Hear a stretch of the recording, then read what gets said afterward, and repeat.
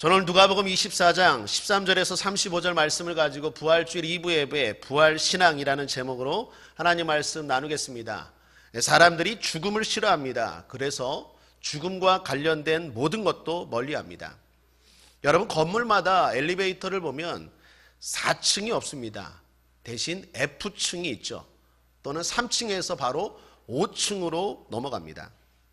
숫자 4가 죽을 사자로 생각해서, 또한 한자 죽을 사자와 발음이 동일해서 사람들이 사용하기를 꺼려합니다. 그런데 이렇게 싫은 죽음을 누구든지 피할 수 없다라는 것입니다.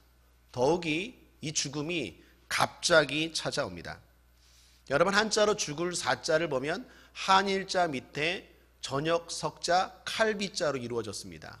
무슨 말입니까? 죽음은 어느 날 저녁에 갑자기 찌르는 비수, 칼과 같다라는 것입니다.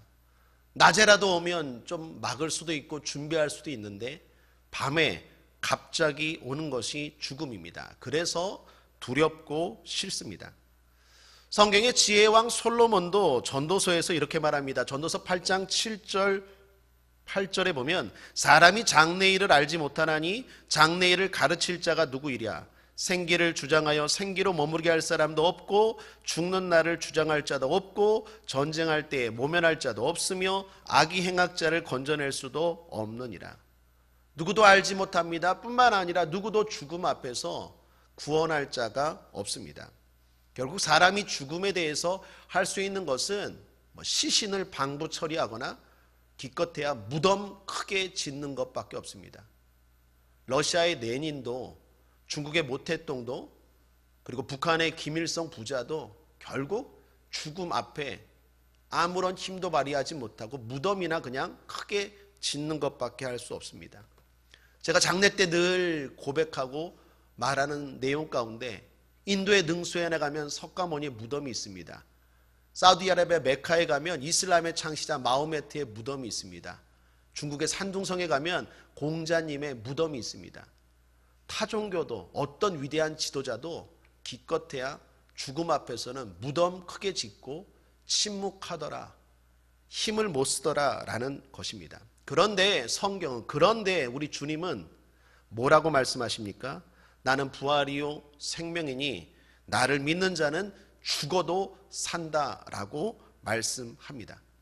분명히 부활을, 분명히 영생을 주님은 말씀하셨습니다. 그래서 부활은 기독교만의 특징입니다. 성탄절 그리고 부활절까지 지키는 종교는 기독교밖에 없습니다. 가끔 성탄절이 되면 타 종교가 축하하는 현수막을 교계에 보냈다라는 기사를 봅니다. 예수님의 탄생을 축하합니다. 무슨 유교, 무슨 조계종, 무슨 불교, 이러한 것들을 언론이 또 대서특필해서 아량이 넓은 종교, 그러면서 기사를 쓰는 걸 종종 봅니다. 그런데 한 번도 타 종교가 예수님의 부활을 축하합니다 라는 현수막을 보낸 거 본 적 있습니까? 어떤 종교도 예수님의 부활은 인정하고 싶지 않기 때문입니다. 흉내낼 수 없습니다. 받아들이기도 싫습니다. 그래서 예수님의 부활을 축하합니다 라는 현수막을 보낸 기사를 저는 개인적으로 한 번도 본 적이 없습니다.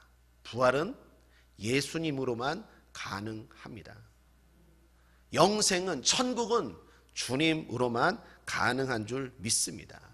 그래서 성도는 두 가지의 신앙이 있어야 됩니다. 하나는 십자가의 신앙입니다. 내 죄를 예수님과 함께 십자가에 못 박아야 됩니다. 그리고 또 하나 부활신앙입니다. 십자가의 신앙을 넘어 부활신앙까지 있는 저와 여러분 되기를 바랍니다. 그럼 부활신앙 되기 위해서 어떻게 해야 될까요? 오늘 본문에서 근거하여서 두 가지만 여러분들과 권면하고 기도하기를 원합니다. 첫 번째는 아는 것으로 그치지 말고 만나야 합니다. 한번 따라하겠습니다. 신앙은 만남입니다. 제가 늘 자주 매번 강조하는 이야기입니다. 신앙은 만남입니다. 성경에서 그렇게 말하고 또한 제가 그렇게 경험했습니다. 저는 모태신앙이었습니다. 98년 이전에부터 그리고 98년 이후부터 저의 신앙생활은 완전히 하늘과 땅입니다. 천지 차이입니다. 그 전에도 교회 다녔습니다. 그 후도 교회 다녔습니다. 그러나 98년도에 주님을 만나고 나서 저의 신앙의 삶의 질은, 신앙의 태도는 완전히 바뀌었다라는 것입니다. 사랑하는 여러분, 신앙은 만남입니다. 백문이 불여일견입니다. 만나야 합니다. 우리 주님은 살아계십니다. 그래서 만날 수 있습니다. 만나면 다 해결됩니다. 어떤 궁금증도, 어떤 논리도, 어떤 문제도 만나면 다 해결됩니다. 여러분 주변에 아직 주님을 만나지 못한 가족들이 있습니까? 만나게 해달라고 기도하십시오. 특별히 이 부활주일날 만남을 위해서 간절히 중보하고 기도하시기를 바랍니다. 혹시 이 자리에도 아직 만남이 없는 신앙생활하고 있다면 이 부활주일날 이 살아계신 주님 앞에 나 좀 만나달라고 간절히 간구하는 이 시간 되기를 주님의 이름으로 축복합니다. 오늘 본문에 고향 엠마오로 가는 두 제자가 나옵니다. 그들이 고향을 가는데 모습은 기쁨이 아니라 오히려 슬펐습니다. 그 이유는 예수님이 죽으셨기 때문입니다. 따랐던, 믿었던 예수님이 십자가의 죽으심을 보고 제자들이 실망하고 자기 고향으로 돌아가고 있었습니다. 그런데 문제는 그들이 예수님의 부활 소식을 들었다는 것입니다. 알았다는 것입니다. 오늘 본문 22, 23절을 보십시오. 함께 읽겠습니다. 시작. 또한 우리 중에 어떤 여자들이 우리로 놀라게 하였으니 이는 저희가 새벽에 무덤에 갔다가 그의 시체는 보지 못하고 와서 그가 살으셨다 하는 천사들의 나타남을 보았다 함이라. 부활의 소식을 들었어요. 오늘 부활주일 새벽날 막달라 마리아가 빈 무덤에 가서 예수님의 부활을 확인했다라는 그 이야기, 그 소식을 이 두 제자도 들었어요. 알았어요. 그런데 오히려 슬퍼합니다. 여러분 어떻게 이런 일이 있을 수 있습니까? 그것은 이 제자들이 예수님을 따랐지만 교회는 다녔지만 신앙생활은 했지만 부활을 경험하지 못했기 때문입니다. 예수님에 대해서 부활에 대해서 잘못 알고 있었기 때문입니다. 이 제자들은 예수님을 당시 유행하는 메시아 정도로만 이해했습니다. 온전히 이해하지 못했습니다. 21절에 보면 우리는 이 사람이 이스라엘을 구속할 자라고 바랐노라. 예수님을 왜 믿었습니까? 왜 따라다녔습니까? 예수님이 이스라엘을 구원할 자라고 바랬기 때문입니다. 예수님에 대해서 잘못 안 거죠. 온전히 이해하지 못한 거죠. 예수님을 죽음에서가 아니라 로마의 속복에서 구원할 자 정도로 생각했습니다. 예수님을 인류가 아니라 이스라엘 정도만 구원할 자라고 생각했습니다. 예수를 믿어도 온전히 예수를 모르면 이렇게 실망할 수 있어요. 무엇보다도 예수님의 부활을 듣기만 했지 경험하지 못했기 때문입니다.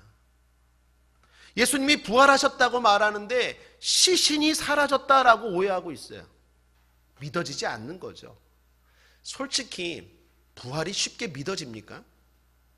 이건 하나님의 은혜가 있어야 합니다. 그래서 여러분 축복합니다. 하나님의 은혜가 있을지어다.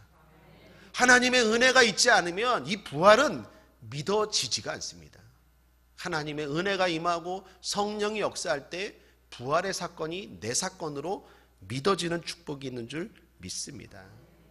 부활을 경험하지 못하니까 오히려 부활절날 엠마오로 돌아갑니다. 예수님이 부활하신 기쁜 날 오히려 슬퍼합니다. 예수님이 부활하신 승리의 날 오히려 낙심합니다. 예수님이 부활하신 행복한 날 오히려 방황합니다.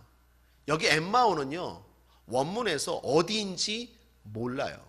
그래서 엠마오 하면 알지 못하는 길이라고 보통 해석합니다. 여러분 지금 이 사람들은 삶의 목적과 방향을 잃고 방황하고 있다라는 것입니다. 사랑하는 여러분, 지금 어디로 가야 할지 어떻게 해야 할지 몰라 방황하고 계신 분 계십니까? 지금 엠마오로 가는 중입니다. 슬픔과 괴로움으로 고통받고 있습니까? 지금 엠마오로 가는 중이에요. 소망의 생각보다는 자꾸 한숨이 나오고 부정적인 생각과 낙심이 듭니까? 여러분 지금 엠마오로 가는 중이에요. 어떻게 해야 될까요? 부활의 주님을 만나셔야 돼요. 이 본문의 두 제자처럼 신앙생활을 하는데도, 부활의 소식을 들었는데도, 부활절이 있다는 걸 아는데도, 부활절날 예배도 드리는데도 우리도 그럴 수 있어요. 아는데 들었는데 방황합니다. 아는데 들었는데 실망합니다. 아는데 들었는데 슬픕니다. 부활신앙이 되지 못하면 들으면 들을수록 오히려 어떤 줄 아세요? 공허해져요. 제가 그랬어요.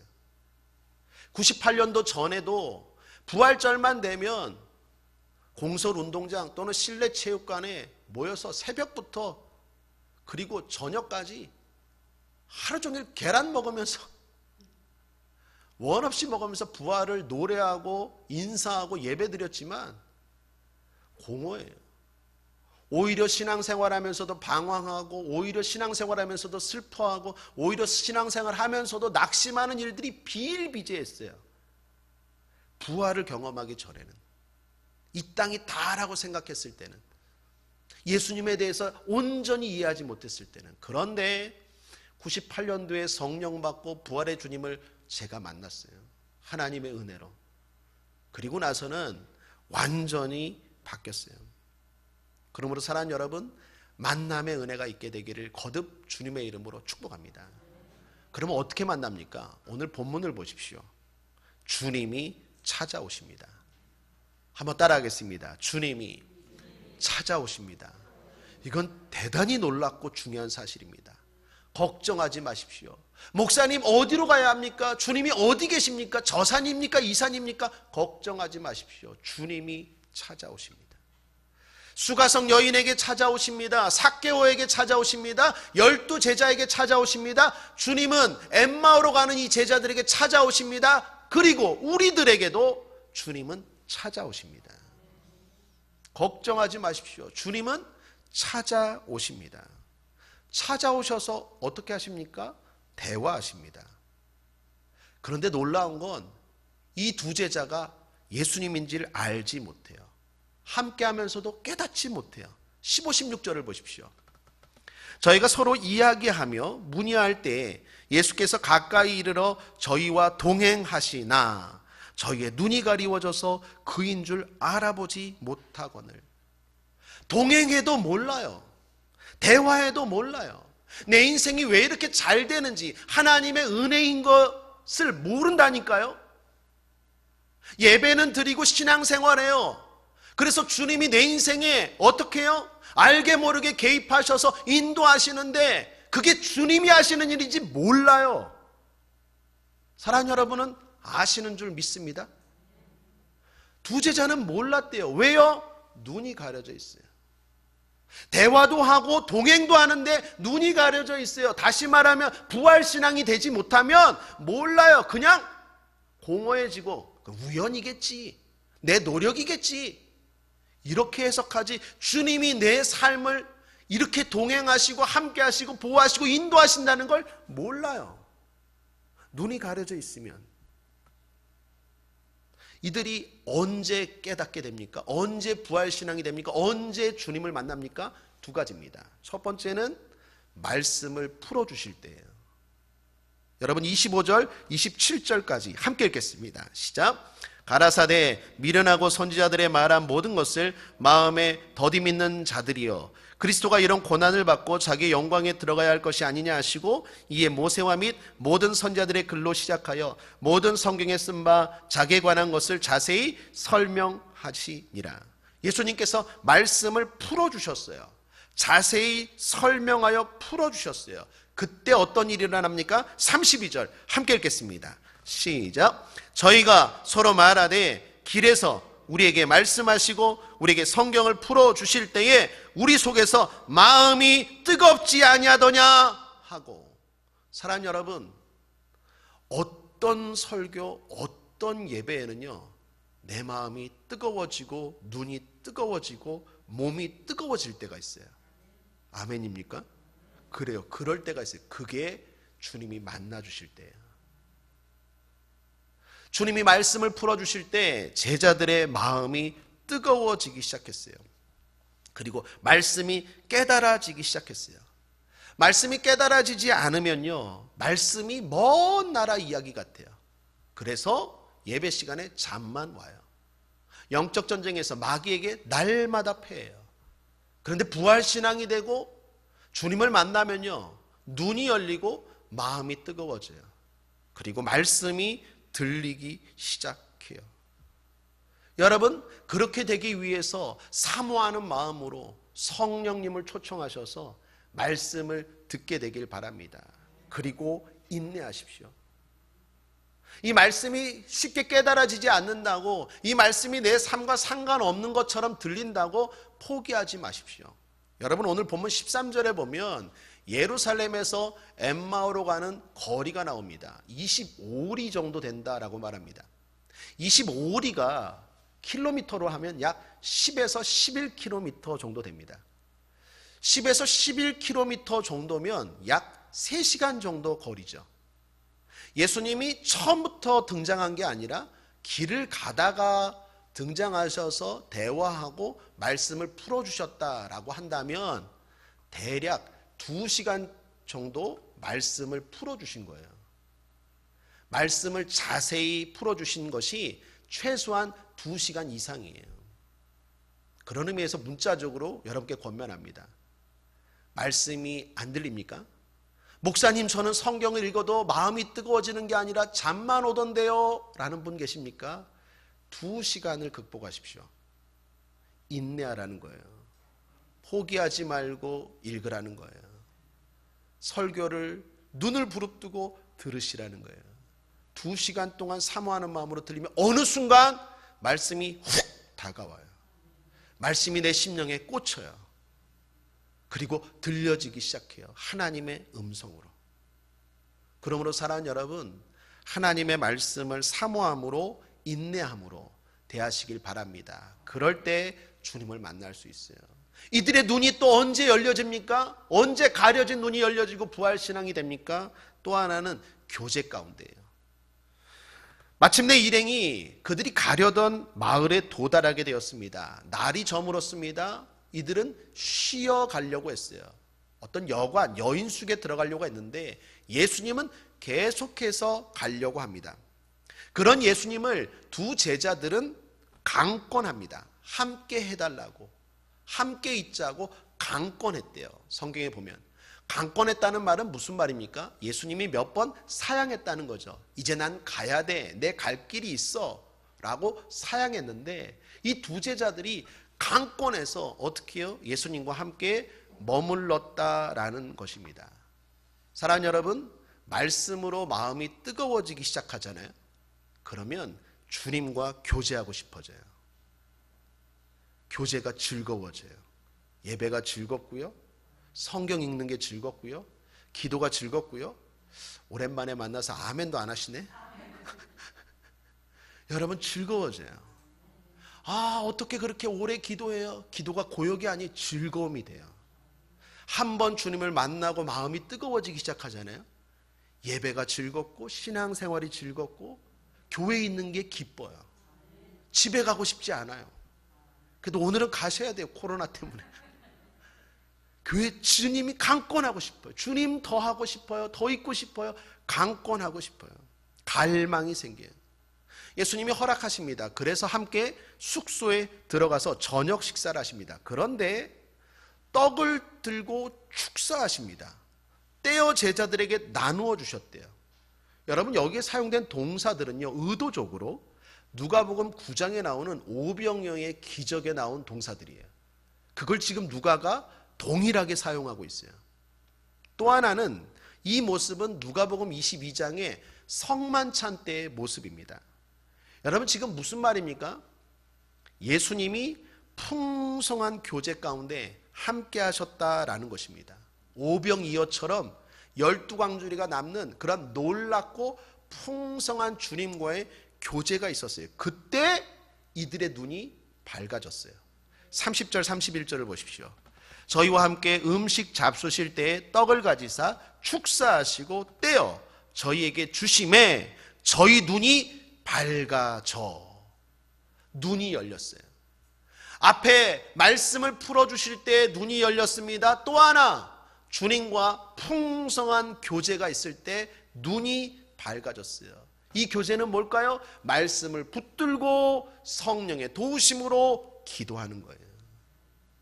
그러한 교제 가운데 어떻게 해요? 눈이 밝아졌다라는 것입니다. 사랑하는 여러분, 기도에 힘쓰시길 바랍니다. 사모함으로 주님 앞에 나아가시길 바랍니다. 그럴 때 살아계신 주님이 만나주시고 우리의 눈이 열리고 밝아지게 될 줄 믿습니다. 최근에 조용기 목사님과 최성규 목사님 비롯해서 많은 유명한 목사님들 설교를 많이 듣고 있습니다. 요즘 코로나로 인해서 신방 간다 그래도 싫어하기 때문에 시간이 많아요. 그래서 설교들 많이 듣고 또 저도 설교 준비하고 또 은혜도 많이 받습니다. 그런데 최근에 설교를 들으면서 제가 도전받은 게 뭘까요? 기도였어요. 기도. 늘 기도에 힘쓰지만 또 한 번 도전받았어요. 알지만 또 가슴이 뜨거워지기 시작했어요. 조영기 목사님이 사랑의 교회 가서 설교한 것을 유튜브로 보게 됐어요. 갑자기 은혜가 되기 시작하는데 거기서 이런 말씀을 하시더라고요. 내가 하루에 5시간 기도한대요. 그 당시 때 설교 가운데 말하기를 사랑의 교회 성도님들 5시간 기도하면 어떤 줄 아세요? 손가락으로 지구를 밀면 지구가 밀려질 것 같아요. 그러더라고요. 내가 도전받았어요. 최성규 목사님 설교 듣는데 또 그러한 메시지가 나와요. 기도하면 어떤 줄 아세요? 하늘을 날아갈 것 같아요. 내 마음이 뜨거워지기 시작했어요. 그래서 나도 오늘부터 5시간 신방 갈 데도 없고 주야장창 성전에서 5시간 기도했어요. 5시간 기도하니까 저는 어떤 줄 아세요? 하나님이 내 눈앞에 있더라고요. 뭐 하냐, 뭐 해줄까? 하나님이 눈앞에 있는 것 같아요. 이렇게 하면 잡힐 것 같아요. 믿거나 말거나. 사랑하는 여러분, 믿어지게 되길 바랍니다. 도전받게 되길 바랍니다. 주님이 어디 있냐고요? 안 보인다고요? 사랑하는 여러분, 도전하시고 기도하시면 주님이 바로 생생하게 내 앞에 계신 줄 믿게 될 줄 믿습니다. 두 번째, 만나는 것으로 그치지 말고 한 가지 덧붙인다면 나누어야 합니다. 여러분, 예수님을 만나고 예수님이신지 알아보자 예수님이 사라지셨습니다. 31절을 다시 보면 저희 눈이 밝아져 그인 줄 알아보더니 예수는 저희에게 보이지 아니하시는지라 라고 말합니다. 그들이 예수님을 알아본 순간 예수님이 사라져 버렸어요. 왜 그랬을까요? 예수님은 시간과 공간을 초월하시는 부활하신 분임을 보여줘요. 또 하나, 예수님은 사라지셔서 어떻게 나타나십니까? 나중에 제자들에게는 어부의 모습으로 나타나십니다. 오늘 본문의 엠마오의 두 제자에게는 여행객으로 나타나셨고 그 앞서 무덤에 찾아간 여인들에게는 동산지기로 나타나셨어요. 다시 말하면 예수님은 지금 우리에게 어떤 모습으로든지 오실 수 있다라는 것입니다. 그 주님을 꼭 만나시기를 거듭 축원합니다. 그 주님을 제자들이 만난 후의 모습을 눈여겨보십시오. 예수님을 만나고 제자들은 어떻게 합니까? 다시 예루살렘으로 올라갑니다. 33절입니다. 곧 그 시로 일어나 예루살렘에 돌아가 보니 11사도와 및 그와 함께한 자들이 모여 있어 라고 말합니다. 곧입니다. 그 시입니다. 은혜가 사라지기 전에, 마음이 변하기 전에 기회를 놓치지 않고 곧 어디로? 예루살렘으로 올라갑니다. 거기서 뭐합니까? 믿음의 사람들과 교제합니다. 예루살렘이 어디입니까? 오늘의 바로 성전입니다. 거기에 제자들이 있었답니다. 그 제자들과 믿음의 교제를 합니다. 무엇을 합니까? 먼저 듣습니다. 무엇을 듣습니까? 그들이 만난 예수님에 대해서 듣습니다. 제자들이 만난 부활하신 주님에 대해서 듣습니다. 그리고 자기들도 자기들이 만난 예수님을 말합니다. 35절 함께 읽겠습니다. 시작. 두 사람도 길에서 된 일과 예수께서 떡을 떼심으로 자기들에게 알려지신 것을 말하더라. 듣고 말합니다. 교제합니다. 부활하신 주님을 만났어요. 말씀을 통해서 가슴이 뜨거워져서 만났어요. 눈이 열렸어요. 깊은 기도를 통해서 부활하신 주님, 살아계신 주님을 만났어요. 만나고 끝난 게 아니에요. 만나고 곧 그 시로 어떻게 해요? 믿음의 사람들을 찾아갑니다. 교회로 달려갑니다. 거기서 너가 만난 예수님 듣습니다. 내가 만난 예수님 말합니다. 그러면서 믿음이 견고해지는 거예요. 이게 바로 우리 교회의 모습인 줄 믿습니다. 나는 이제 주님 만났어. 그러니까 다 필요 없어. 그게 아니에요. 주님 만났습니까? 축하드립니다. 그런데 그 믿음 더 확실하게, 더 견고하게 신천지도 아니고 통일교도 아니고 문선명도 아니고 이만희도 아니고 하나님의 교회도 아니고 이단과 사이비에 빠지지 않고 건강한 믿음 되려면 교회로 달려가야 돼요. 거기서 너가 만난 예수에 대해서 듣는 거예요. 당신이 만난 예수님에 대해서 듣는 거예요. 치료하신 예수님, 승리를 주신 예수님, 해결해 주신 예수님, 응답하신 예수님, 그 놀라운 간증과 은혜를 나누는 거예요. 그리고 내가 받은 은혜도 나누는 거예요. 그러면서 어떻게 해요? 건강한 신앙, 바른 신앙, 그 신앙이 굳건하게 세워져 나가는 부활신앙 되는 것인 줄 믿습니다. 그것이 저와 여러분의 바로 이 자리, 우리 교회인 줄 믿습니다. 그러한 마음을 가지고 이제 세상으로 나아가는 거예요. 예수님 부활하셨다고. 그리고 세상으로 나아가는 거예요. 원수사탄 마귀를 짓밟는 거예요. 여러분들이 가는 곳곳마다 따르는 기사와 이적과 표적이 있을지어다. 믿는 자들에게 이런 표적이 따르리니 너희가 내 이름으로 귀신을 쫓아내며 새 방언을 말하며 무슨 독을 마실지라도 해를 받지 아니하며 병든 자에게 소른즉 나으리라. 이 역사가 교회에서 예배드리고 은혜 받고 은혜 전하고 그렇게 세상으로 나아간 사람들의 발걸음마다 나타나는 역사예요. 그러한 축복이 우리 교회 가운데 오늘 이후로, 부활주일 이후로 여러분의 삶의 족적에 나타나게 되기를 주님의 이름으로 축원합니다. 1800년대 남북전쟁 당시에 미국은 황폐했습니다. 희망이라고는 찾아볼 수 없었어요. 전쟁 때문에 사람들은 죽어나가고요. 더욱이 악성 전염병까지 창궐해서 시신이 쌓여져 갔어요. 어디라고 희망을 찾아볼 데가 없었어요. 그때 로울이라는 목사님이 오래 깊게 기도하는 가운데 눈이 열렸어요. 오늘 여기에 엠마오의 제자처럼 부활의 주님을 만났어요. 그리고 깨달아지고 그리고 주의 음성이 들려지기 시작하는 거예요. 이 전쟁터와 같은 이 폐허의 세상이 끝이 아니라 부활이 있다면 어찌 내가 지금 이 상황에서 낙심하고 있겠는가? 그 다음이 있는데 그러한 희망을 가지고 또 하나 부활의 주님이 사망 권세 이기신 주님이 나와 함께 하시고 우리와 함께 하신다면 이 전쟁터, 이 전염병이 창궐해도 우리는 희망이 있지 않는가? 그러한 용기를 가지고 그러한 마음이 뜨거워진 걸 가지고 성도들과 설교하고 은혜를 나누기 시작했어요. 성도들도 마음이 뜨거워지기 시작했어요. 그 뜨거운 마음으로 지쳐있고 낙심하고 그리고 슬퍼하는 사람들에게 나아가서 예수님 부활하셨다고, 두려워하지 말라고, 낙심하고 좌절하지 말라고, 이겨나가자고, 예수 믿으라고, 부활하신 예수님 영접하시라고 전하기 시작했어요.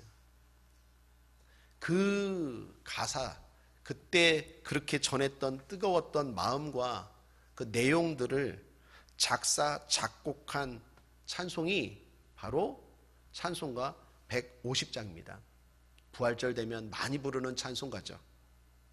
원수를 다 이기고 무덤에서 살아나셨네.